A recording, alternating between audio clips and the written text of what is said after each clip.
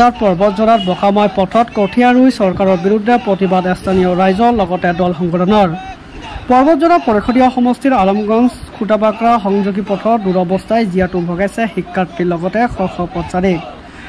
উক্ত পথছোৱাৰ দশক ধৰি চৰকাৰে কোনো ধৰণৰ উন্নয়ন নকৰাত এজাক বৰষুণতে ঠায়ে ঠায়ে পুখুৰী সদৃশ্য হৈ পৰে। ফলত স্কুল কলেজীয়া শিক্ষাৰ্থীয়ে বিদ্যালয়লৈ যোৱা কৰা আৰু ৰোগীসকলক চিকিৎসালয় যোৱাৰ ক্ষেত্ৰত যমযাতনাত ভুগিবলগীয়া হৈছে।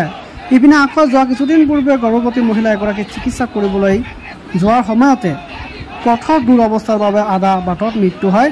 এই স্থানীয় ৰাইজ আৰু পৰ্বতজৰা জিলা ABMCয়ে পথৰ মাজত কঠীয়া ৰুই UPPL go back Pramod Boro হাই হাই স্থানীয় পাৰিষদ মুনমুন বৰ্মা গো বেক আদি শ্লোগানেৰে প্ৰতিবাদ সাব্যস্ত কৰে।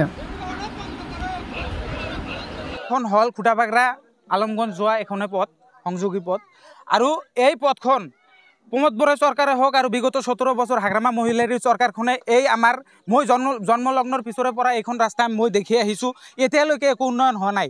UPPL চৰকাৰখনে উন্নয়নৰ নামত ভেকুভাওনা দেখুৱাই মাইনৰিটিয়ে আমাৰ এই এলেকাৰ ভোট বেংকসমূহ ভোট বেংক হিচাপে ব্যৱহাৰ কৰি চৰকাৰৰ গদিত বহিছিল আৰু এই এৰিয়াৰ MCLA মুনমুন বৰ্মা ডাঙৰীয়ানীয়েও যিখিনি কাম MCLA হিচাপে কৰিব লাগে তেওঁ ব্যৰ্থ হৈছে, আমাৰ পৰিলক্ষিত হৈছে।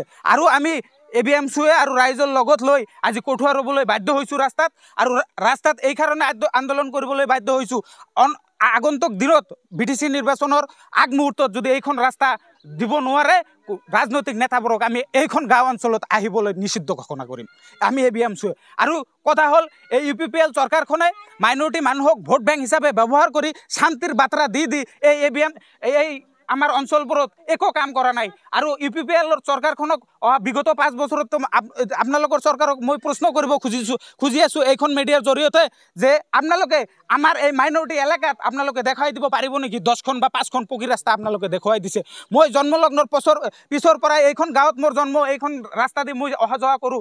এইখন গাঁৱত এতিয়ালৈকে বিগত BPFৰ 17 বছৰ আৰু UPPLৰ 5 বছৰত একো উন্নয়ন হোৱা নাই। আৰু যিখন ৰাস্তাৰে মই গৈ আছোঁ এতিয়ালৈকে সেইখন কাটা মাটিৰে মই ৰাস্তাত যাব লগা হয়। সেইকাৰণে ৰাস্তাখনৰ নাম খুটাবাকৰা হৈ মানে আলমগঞ্জ যাব লগা হয়। দেখা গৈছে যে আপোনালোকৰ এই গাঁওখনৰ যিবোৰ ছাত্ৰ ছাত্ৰী আছে বা ৰোগীসকলক আপোনালোকে কেনেকৈ হস্পিটেললৈ লৈ যায়? আজি বিগত কেইদিন আগতো এজন ডেলিভাৰী পেচেণ্ট আছিল, প্ৰেগনেণ্ট পেচেণ্ট, তেওঁ যোৱাৰ সময়ত ৰাস্তাতে মৃত্যুবৰণ কৰিব লগা হৈছে। এই UPPL চৰকাৰখনে সময়ে কৈ থাকে আমি উন্নয়ন কৰিছোঁ। এইখন গাঁৱৰ পৰা আজি যদি হস্পিটেলত যাব লগা হয় ঠেলাৰ বাহিৰে একো সুবিধা তাতে নাই।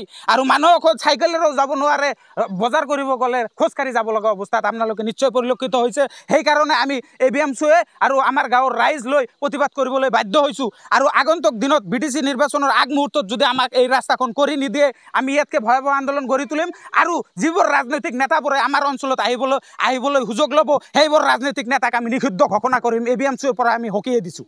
পৰ্বতজৰা অঞ্চলত যিমান গাঁও অঞ্চল আছে মানে মাইনৰিটি এলেকাত যিমানখিনি মদাতি, লালঘাট, কাজিগাঁও, শান্তিপুৰ যিমানখিনি ৰাস্তা আছে এটা জাগাত UPPL চৰকাৰ হওক BPF চৰকাৰে এটা ৰাস্তা আমাক কৰি দেখুওৱা হোৱা নাই। আমি নিশ্চয় পকী ৰাস্তা বিচাৰিম, কাৰণ জন্মলগ্নৰ পিছৰ পৰা আমি এতিয়ালৈকে এইখন অঞ্চলত পকী ৰাস্তা দেখিবলৈ পোৱা নাই। কাৰণ পকী ৰাস্তা দেখিলে আপোনালোকে নিশ্চয় হয়তো ইয়াত আন্দোলন কৰিবলগীয়া বাধ্য নহ'লহেঁতেন আমি।